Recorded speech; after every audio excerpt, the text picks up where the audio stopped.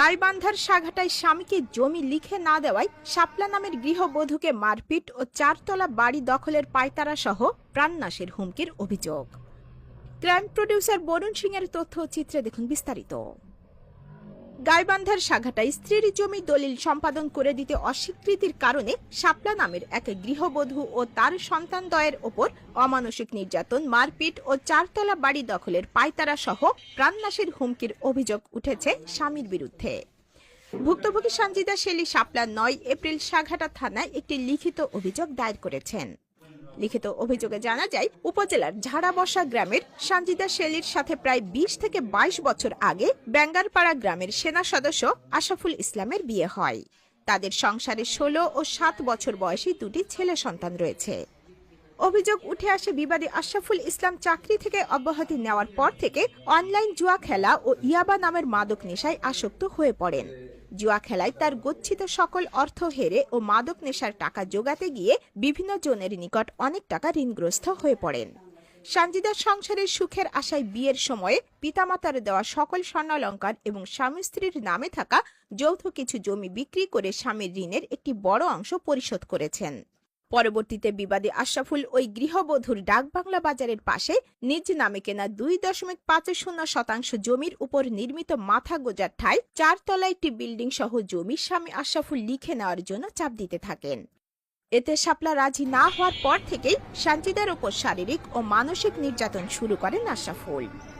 উপায়ন্ত না দেখে সন্তানদের ভবিষ্যতের কথা ভেবে সানজিদার নামের কেনা ২.৫ শতক জমির মধ্যে ২ শতক জমি তার ২ ছেলের নামে লিখে দেন। আশরাফুল বিষয়টি জানতে পেরে আরো ক্ষিপ্ত হয়ে ওঠেন। এরপর থেকে স্ত্রী সন্তানদের ভরণ পোষণ বন্ধ করে দেন এবং আলাদা বসবাস শুরু করেন আশরাফুল। অভিযোগে শাপলা আরো উল্লেখ করেছেন, গত ৯ এপ্রিল ২০২৬ তারিখ সন্ধ্যা আনুমানিক ৭:৩০টার সময় বিবাদী আশরাফুল ইসলাম লোহার শাবল দিয়ে তার বাড়ির গেটের তালা ভেঙে বাড়িতে প্রবেশ করেন। এ সময় আশরাফুল স্ত্রী সানজিদা ও তার এসএসসি পরীক্ষার্থী এক সন্তান সহ ৭ বছরের ছোট সন্তানদের উদ্দেশ্য করে অকথ্য ভাষায় গালিগালাজ, মারপিট এবং হত্যার চেষ্টা চালান। ভুক্তভোগীদের চিৎকারে আশেপাশের লোকজন এগিয়ে এলে বিবাদী উপস্থিত সবার সামনেই স্ত্রী সন্তানদের প্রাণনাশের হুমকিও দেয়। এক পর্যায়ে বলেছেন, বাহিরের লোকজন ডেকে নিয়ে এসে তাদের বাড়ি থেকে বের করে দিয়ে দখল করবে, এমন হুমকি দিয়ে ঘটনাস্থল ত্যাগ করেন। এ বিষয়ে ভুক্তভোগী সানজিদা শেলী শাপলা বলেন, আমি এবং আমার সন্তানরা এখন চরম নিরাপত্তাহীনতায় ভুগছি। আশরাফুলের দ্বারা আমার ও আমার সন্তানদের যে কোনো সময় বড় ধরনের ক্ষতি সাধন হতে পারে।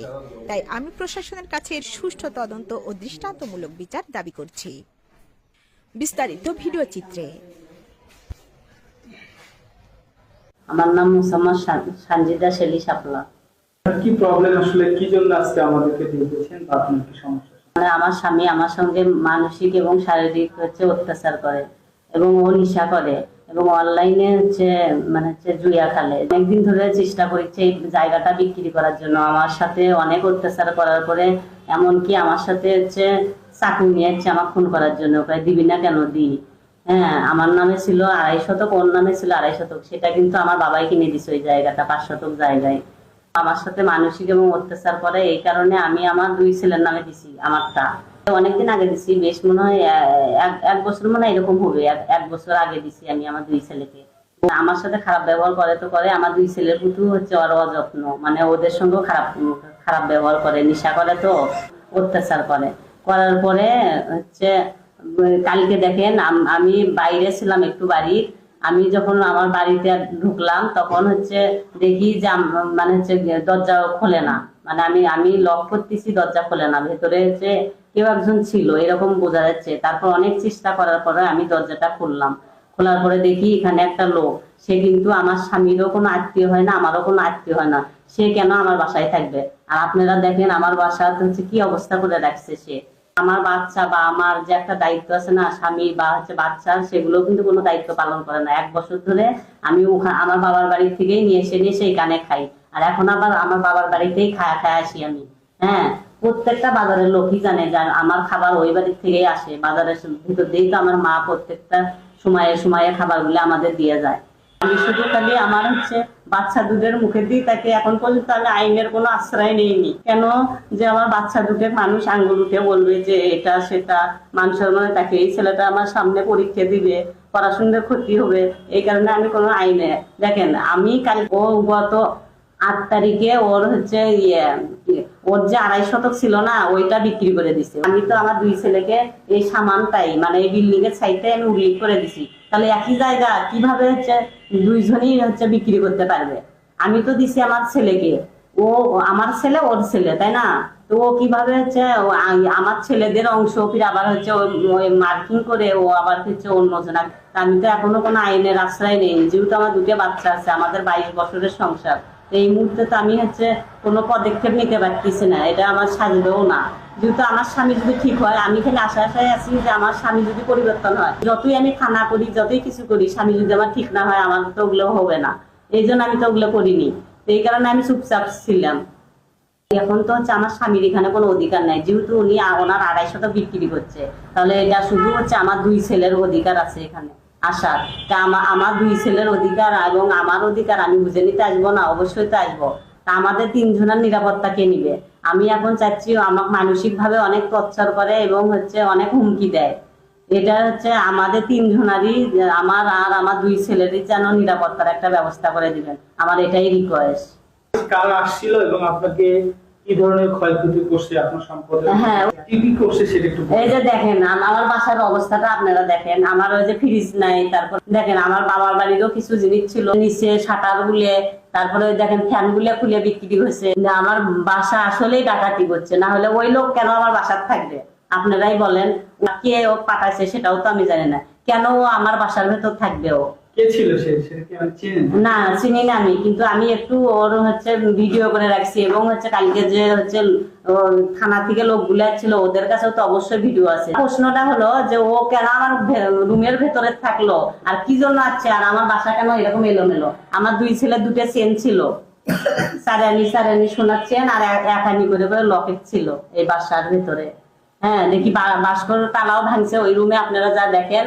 আর আমার 1 জোড়া পায়ের নুপুর ছিল, আর একটা 2 ভরির একটা রূপার মালা ছিল, লম্বা একটা মালা ছিল, সেগুলো আমি খুঁজে পাচ্ছি না।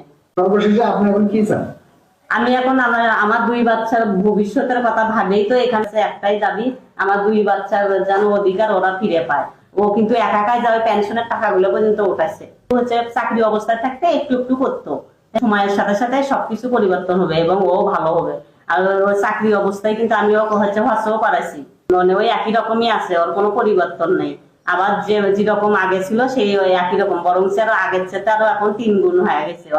আমার 2 বাচ্চা নিয়ে যেন আমি শান্তি মতে এখানে থাকতে পারি, আমার উপরে যেন কোনো জুলুম কোনো অত্যাচার না হয়। আমি স্কুল ফি দেয় না, সে নেশা করে আসে, আমাদের উপরে জুলুম অত্যাচার করে।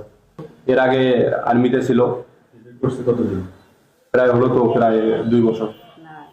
2 বছর কি আপনাদের কোনো ভরণ পোষণ দেয়নি? হ্যাঁ, আগে একটু দিত, বর্তমানে দেয় না। কতদিন ধরে? হলো প্রায় 2 বছর। আপনি কি চাচ্ছেন? আমি এখন ন্যায় বিচার চাচ্ছি। এই যে আমাদের যে এই বাসাটা না, এটার জন্য আমরা নিরাপত্তার সাথে থাকতে পারি। জায়গা কি আপনার নামে না হ্যাঁ, বাবার নামে? আমার 2 ভাইয়ের নামে। আব্বুর নামে ছিল, আব্বুরটা পিছনে। সেটা বিক্রি করেছেন? হ্যাঁ, সেটা বিক্রি করছে। আপনার কার সঙ্গে বিয়ে দেন? মোহাম্মদ আশাফুলের সঙ্গে আমি এই মেয়ে বিয়ে দিই। নিষেধ দ্রব্য পানও করে, আবার ফির মদ গাঞ্জাও খায়, আবার দেখা যায় কি ওই বাসাতে এসে মারপিট করে বউ বাচ্চা। তা বাদেও আমি জানতে পারি, আমি গেলাম, যায়া বললাম যে বাবা তুমি এগুলি না করে তুমি একটু ভালো হও, এতটুক করে আসলাম, এখনো বাকি তুমি একটু ভালো হও, দেখবে যে আল্লাহ তোমার ভালোভাবেই দিনকাল নিবে। এই যে বাচ্চাটা এখন বর্তমানে মনে করেন যে 21 তারিখে পরীক্ষা, এই পরীক্ষায় বাচ্চা বইগুলো বন্ধ রেখে দিল মারপিট করে। এরপরে আমাকে যখন মনে করেন যে জমিনটা নিয়ে দিলাম, তা আমার একটা ভুল হয়েছে কি যে আমি 200 বলছি যে 2 জনের নামই নাও জায়গাটা, হ্যাঁ 5 শতক মাটি নাও, আর আরেকটা পাশে একটা 5 শতক জমিন, ওই 5 শতক জমিন আমার মেয়ের নামে নিল, আর এটা ওখানে আড়াই করে নাও, যাতে ভবিষ্যতে ওরা যদি দাম্পত্য জীবনটা জানি মিল মহব্বতের ভেতরেই থাকে। জমিনটাও বিক্রি করে দিছে, ওই বিক্রি করে দিছে, আমি আমাকে না জানি, আমাকে না জানি। আমার জামাই আশা বলে বিক্রি করলো। তা আমি আমার নামে ছিল? না, আমার মেয়ের নামে।